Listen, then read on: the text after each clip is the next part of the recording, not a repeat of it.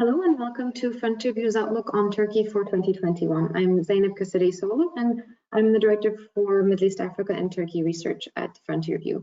I'll be sharing with you our expectations for the Turkish economy and their implications on various sectors.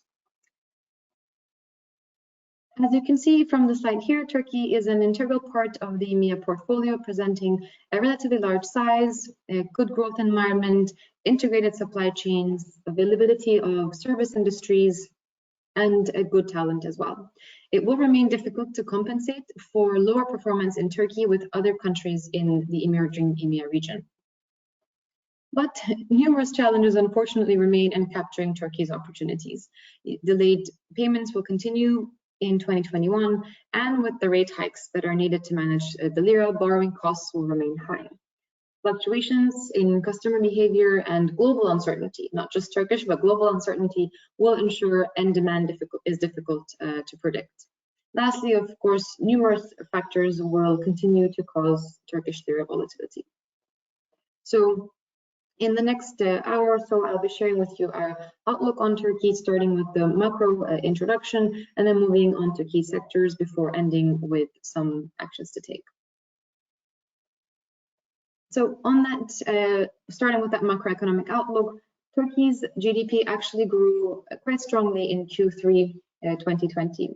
A cheap credit push resulted in strong consumption activity and some return of investments, as there was quite a lot of pent-up investment needs after 3 years of contraction in that component of the GDP. Exports were unfortunately still negative despite the opening up in Europe. And if we look further into 2021, we expect the Turkish economy to grow around 3%. Exports recovery will be the major growth driver here, and consumer spending should also begin to grow Q2 onward. Government spending will likely remain weak, while investments we think will actually begin to pick up mid-year onward. And looking a bit deeper into the various industries, we'd expect hospitality and tourism sector to recover the last among Turkey's industries, but actually it will be one of the faster ones to recover in terms of a comparison between emerging EMEA markets. Construction should also begin to improve only toward late 2021, with civil works probably recovering the latest due to the fiscal constraints that actually exist. On the healthcare side, even though demand should remain high, pricing and FX concerns are going to be our major factors weighing on the industry.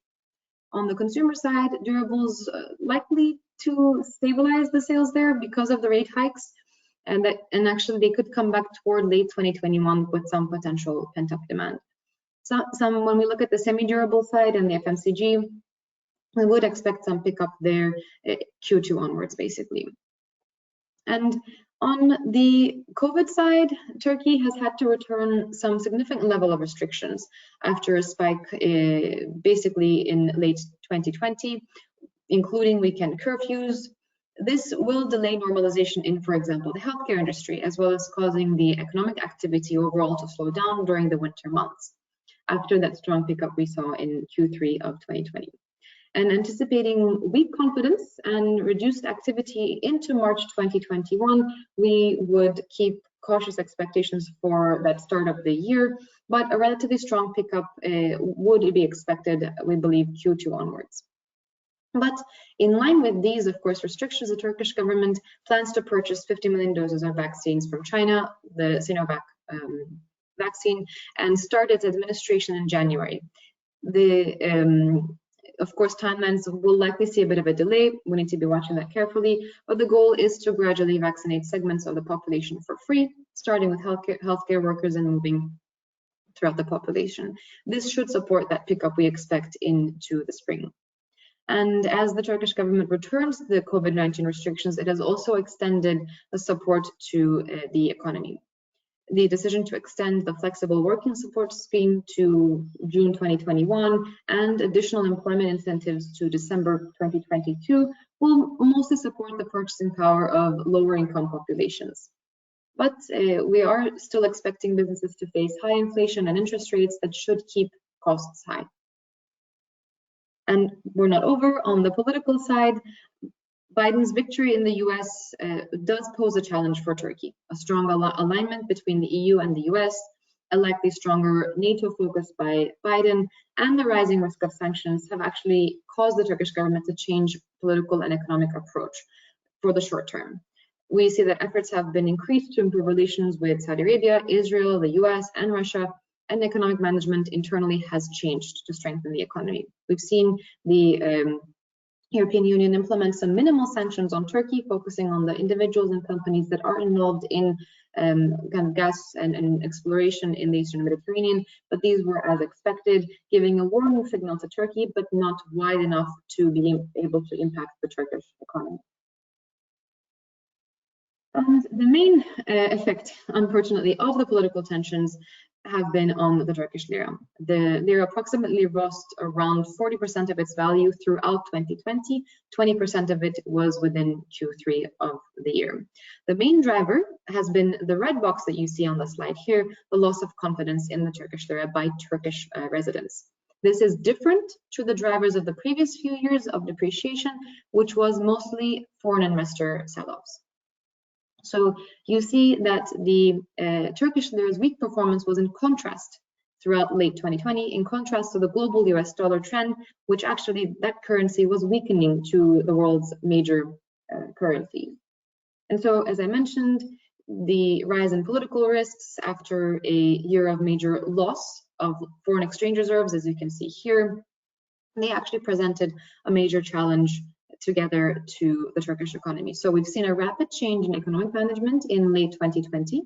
The central bank governor was replaced, who actually raised the benchmark interest rate from 10.25 to 15% in November, and underlying predictability and credibility of the bank then actually signaled some normalization in monetary policy. And after the controversial resignation of the previous Minister of Finance, who was also the son-in-law of the president, the new Minister of Finance is seen as a balance between a technocratic figure, but one who's also very strongly allied to the president. So we'll have to watch how the fiscal policy unfolds throughout 2021 under him. And markets, the kind of short-term investors, had reacted positively to these developments, but these are, we believe, short-term moves to manage the financial risks, but not long-term fundamental structural shifts in policymaking. There's still a highly centralized decision-making system and numerous political risks ahead, and that would keep us quite cautious with our Turkish lira expectations. So you can see our forecast here. We are expecting the Turkish lira to average around 8.6 to the dollar in 2021 if broad economic sanctions are placed on Turkey and or if rate cuts begin prematurely, this can push us towards the downside. On the other hand, a strong positive real interest rate and improvement in political relations can bring us also to an upside scenario quite easily.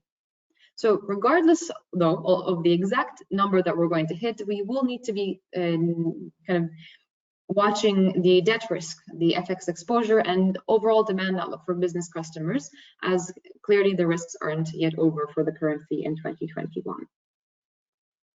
And inevitably, the Turkish lira depreciation has been an important inflation driver.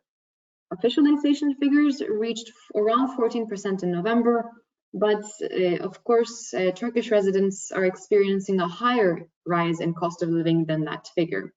This discrepancy is going to continue to complicate salary discussions. The actual impact on consumers' purchasing power is likely much higher than what we see on the official numbers here, which could be misleading in terms of demand planning for a lot of multinational companies.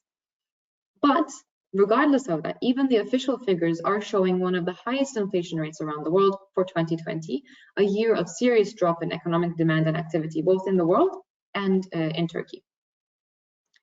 But at the same time, it's going to be important, I think, here for me to highlight that the companies that we're working with and that we're speaking to are finding it much more difficult than in the last few years to reflect the full cost increases onto selling prices. So we're definitely seeing some margin erosion across businesses.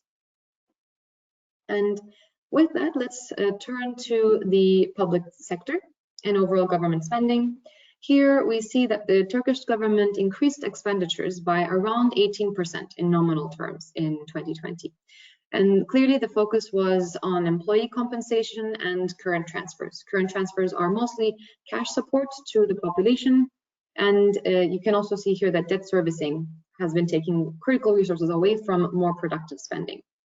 Capital expenditures were flat this year, actually low and contracting in most of the year, but some uptick in Q3 and minimal spending on key projects, and overall just focused on COVID-19 capacity building. And so when we consider that the drop in economic activity has not only resulted in lower tax revenues, but also that the government has had to delay certain taxes and social security payments for significant sectors as part of its COVID support program, we've actually seen financing challenges. So definitely kind of funding those expenditures in 2020 required even further increases in debt issuance, and this unfortunately will weigh on spending in the near future. And let's take a look at that near future spending plans. Actually, the government is planning to return some activity on the project side. Clearly, after 2 years of negative capital spending, there will be some effort to revitalize that in 2021. And this is then planned to normalize beyond 2022. Operating expenditures will clearly remain very limited, as you can see from the numbers here. But in the meantime, there will be some efforts to enhance public sector efficiencies, especially digitalization and expanding e-Devlet, the e-governance system, that are going to be key priorities for the government. And in a bit more detail, let's take a look at the healthcare sector. More specifically there, financing constraints are critical for us to integrate into 2021 plans. The drop in Social Security institution revenues were significant in 2020, and this was partly balanced, at least in 2020, by the fact that elective surgeries, many procedures were not undertaken due to COVID-19. So actually reimbursements and claims had also dropped. But as the healthcare sector normalizes in 2021, but the revenues don't necessarily increase, the deficit of the Social Security institution will increase, and so the need for more budget transfers to the institution is also going to increase. And another challenge will be the rising gap between the government's fixed exchange rate for pharmaceutical procurement and the market rate of the lira. The FX rate reevaluation in February will have to be very closely monitored. This is a key topic for a lot of pharmaceutical companies, and I'm sure everyone is kind of on it in terms of already talking to the government. Clearly, there's going to be some important negotiation taking place around February. When we look at the budget plans in a bit more detail, the draft 2021 budget envisions a higher Ministry of Health allocation than what was originally initially anticipated for 2021. From the 69 billion Turkish lira originally planned for the year, the budget for MOH has actually been increased to 78 billion Turkish liras. And just to note here that the 2020 figure is the budgeted pre-COVID, not actual spending that you see here. And plans for 2021 show, of course, a strong focus on therapeutic healthcare services, which will be receiving a much larger share of the budget. And also what's very important to note is that city hospital budgets will be rising as well, as the government actually has decided to no longer use the PPP, public-private partnerships model, for future projects. So more of the healthcare allocations will need to be put towards city hospital projects. And while, yes, hospital expansion projects have created opportunities for many medical device firms, actually payment delays that have now reached over 2 years in many cases, especially state university hospitals, will continue to unfortunately pressure the industry. And the government's decision to pay arrears with significant discounts has actually created some discontent among key industry players that we know we're in contact with. And moving forward, the medium-term healthcare plans of the government continue to prioritize the focus on drug cost reductions and a kind of search for projects to support the innovative value-added products for oncology, chronic, and rare diseases. But addition to those priorities are also a renewed focus on medical tourism and increased emphasis on elderly health and more targeted plans to expand telehealth as well. And lastly, I think we cannot end the healthcare sector section without underlining the ongoing, if not increased, efforts to boost localization. Not only are foreign firms that are localized are receiving preferential treatment, but increasingly Turkish firms are receiving much more incentives and financing support for research and production locally. And let's take a look at the construction sector as well. Activity in the construction sector has definitely been weak since early 2018, as you can see from the numbers here, but it finally entered a positive territory in Q3 2020. But as I mentioned before, this was due to an artificially cheap credit push, which was unsustainable. Clearly, there is pent-up demand accumulating in the last few years. We need to keep that in mind, but there's still problems on the credit and the cost side. And you can see here that the revenues of the sector have also been struggling since 2018. Confidence and revenues increased in Q3 of 2020, but proxy indicators show a pretty strong drop and normalization in demand in Q4, which will probably last through early 2021 and even potentially into middle of 2021. And actually, when we look more broadly at the sector, private sector surveys are showing 85% of domestic and 47% of foreign projects were cancelled for Turkish construction firms in 2020, and many expected to see significant falls in revenues. The industry was already experiencing extension of sales timelines before COVID-19, and with 2020 challenges,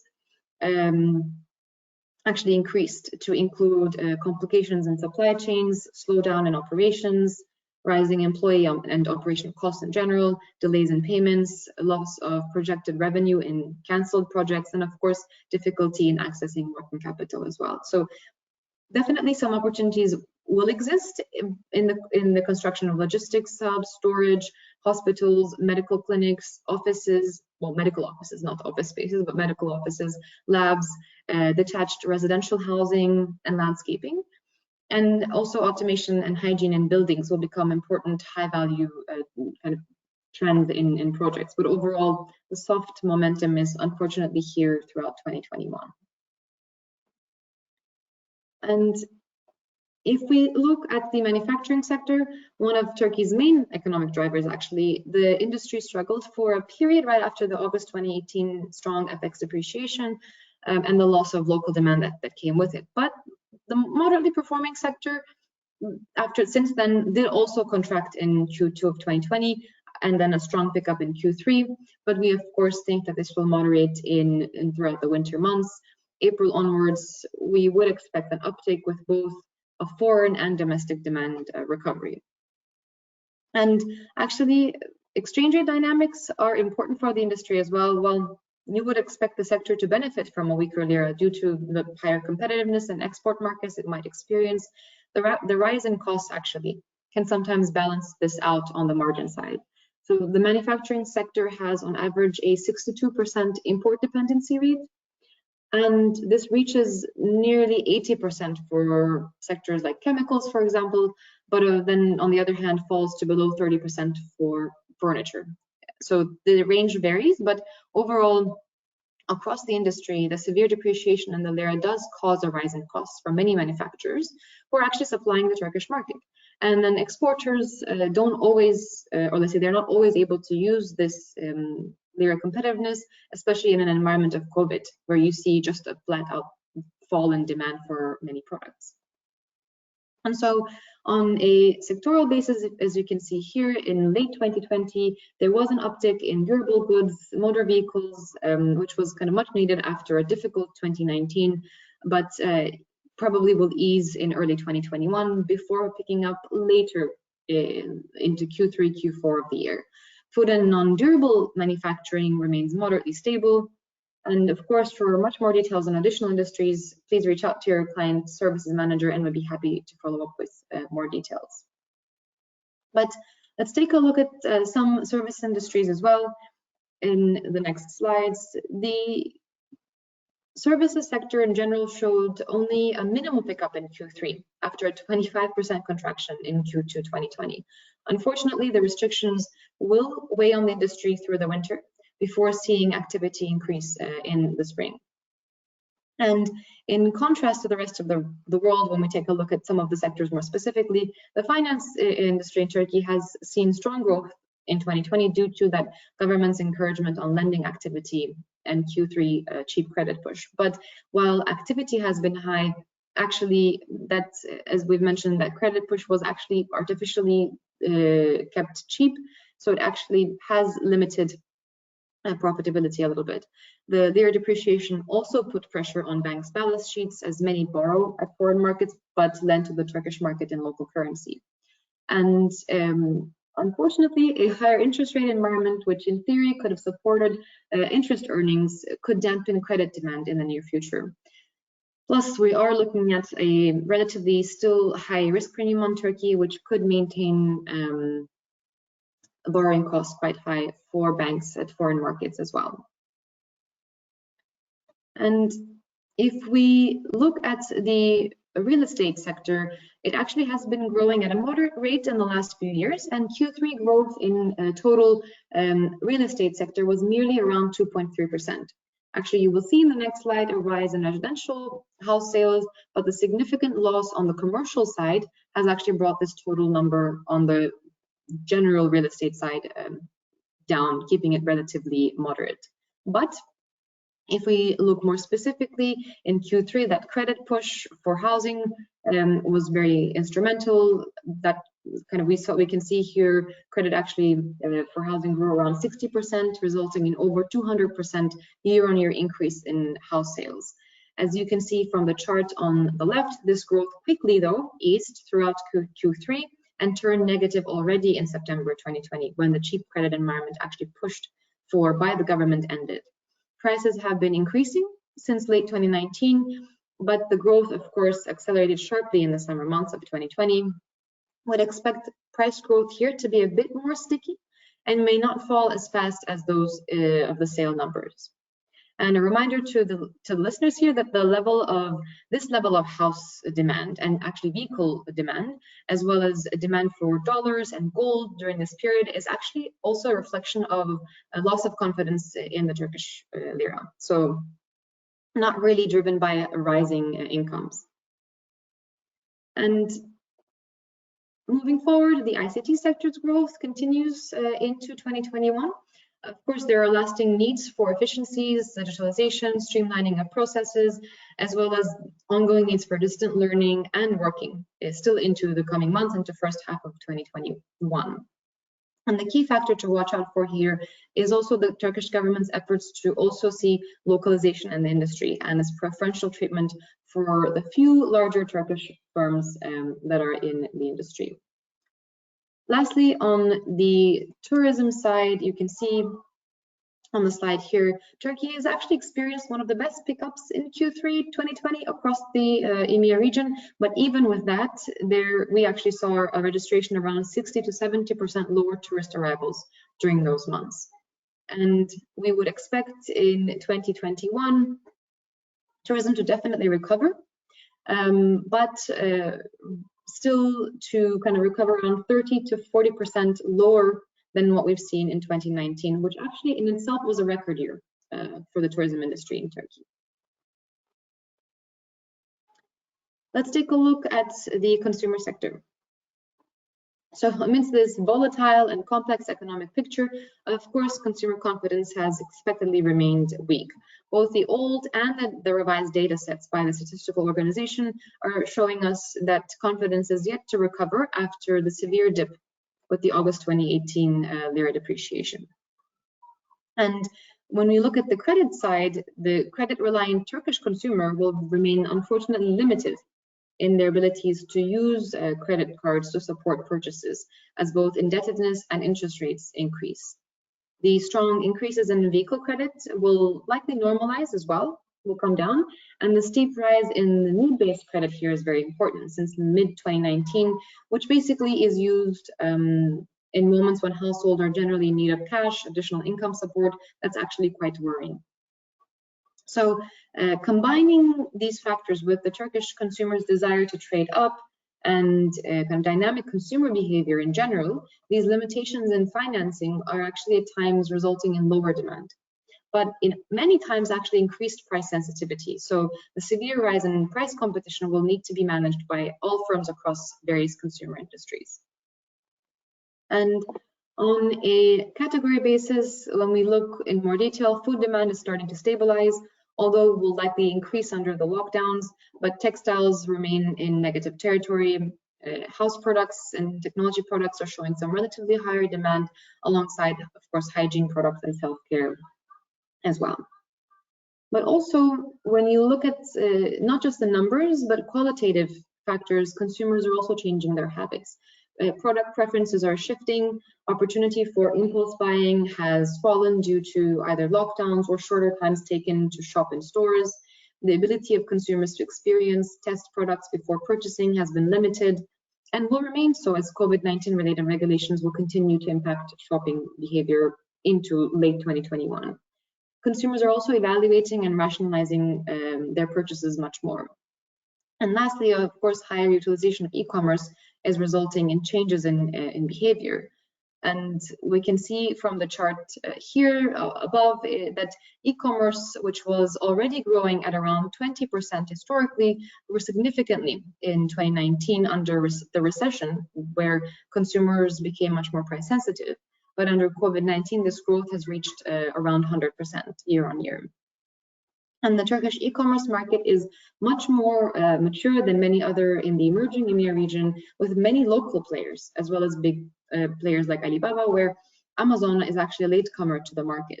And Turkish consumers' expectations are also quite high in terms of service. And this is actually is resulting in the fact that creating that best online experience is critical in a highly competitive environment. Monitoring price changes, who you're actually reaching through the online channels, and collecting frequent insights will actually be quite important. And what we're also seeing is as we go into 2021, the retail sector overall, beyond just e-commerce, there are some, I'd say, worries about future demand outlook, as companies were expecting to implement some increases in prices to be able to manage the rise in their costs. So overall, we can see that moderation in the confidence in terms of demand side, as some plans are implemented to slightly increase prices. So after a difficult 2020, the 2021 priorities will actually be slightly shifting for executives when we take this whole picture into account. Reacting to COVID-19 disruptions was critical in 2020. Now the focus is returning to evaluating and identifying actually the opportunities in the medium term. And for a lot of executives, scenario planning will still need to be a critical part of the business process, with numerous risks still ahead of us. And Turkey teams are probably the most experienced in this area, but still improvements and ongoing utilization of those scenario plans are going to be needed. And then, because it is important to remember that we aren't yet out of the crisis, there's significant more volatility yet to come in the first half of the 6 months. We want to kind of be staying close to customers and actually very kind of diligently monitoring the changes in customer behavior. And many executives are actually now focusing on finding the new normal of that online-offline mix, that on-trade, off-trade as well for many companies, and trying to capture innovation as well as trying to anticipate that longer-term shift in customer behavior. And lastly, strengthening supply chains and building the best-in-class omni-channels will also be essential in 2021 to be ahead of competition. So overall, for more insights on Turkey, please refer to our online portal, frontierview.com, and don't forget to use our mobile app, FrontierView Mobile, for more frequent updates on Turkey's outlook. Thank you very much.